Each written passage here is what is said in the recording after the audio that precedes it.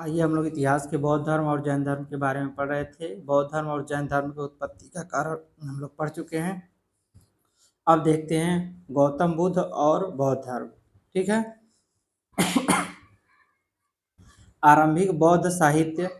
गौतम बुद्ध और बौद्ध धर्म के विभिन्न अन्य पहलुओं की हमारी समझ ज़्यादातर आरंभिक बौद्ध साहित्य से प्राप्त हुई है। मतलब गौतम बुद्ध और बौद्ध धर्म के बारे में हम लोगों को ज़्यादातर जानकारी आरंभिक बौद्ध साहित्य से प्राप्त हुई है। आरंभिक बौद्ध साहित्य को आमतौर पर प्रमाणिक और अप्रमाणिक ग्रंथों में बांटा जाता है। मतलब उस समय के जो बौद्ध साहित्य है उसको प्रमाणिक और अप्रमाणिक दो ग्रंथों में बांटा जाता है। पहला लेते हैं हम लोग प्रमाणिक ग्रंथ। वे ग्रंथ जो किसी न किसी तरह से सीधे तौर पर गौतम बुद्ध से संबंधित है। प्रमाणिक का मतलब जो सीधे सीधे प्रमाण है कि गौतम बुद्ध से संबंधित है।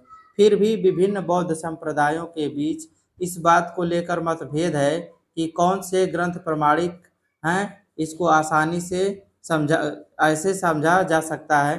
वे पुस्तकें जिनमें बौद्ध धर्म के मूलभूत सिद्धांतों और नियमों को निर्दिष्ट किया गया है, जैसे कि त्रिपिटक। त्रिपिटक में तीन पिटक पाली सिद्धांत के रूप में भी जाना जाता है। त्रिपिटक जो है पाली भाषा में लिखा हुआ है, तो पाली सिद्धांत के रूप में जाना जाता है।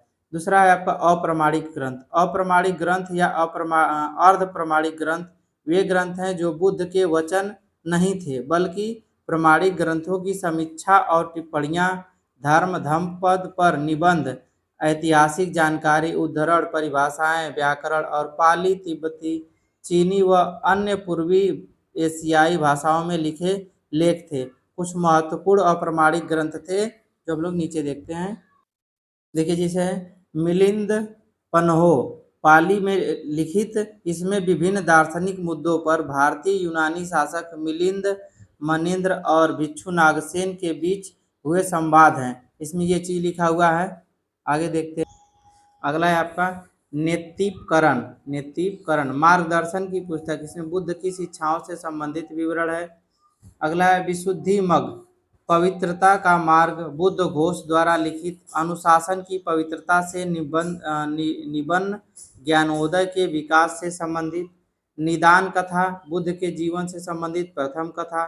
दीपवंश व महावंश, पाली में लिखित, दोनों में बुद्ध के जीवन से संबंधित ऐतिहासिक एवं कल्पित वृत्तांत। बौद्ध परिषद, अशोक और श्रीलंका में बौद्ध धर्म के आगमन का विवरण है। और महावस्तु, मिश्रित संस्कृत प्राकृत में लिखित, इसमें बुद्ध की पवित्र जीवनी और संचित्र लेखन है। चलिए इतना हम लोग देख लिए। आगे हम लोग त्रिपिटक अगले वीडियो में देखेंगे। धन्यवाद।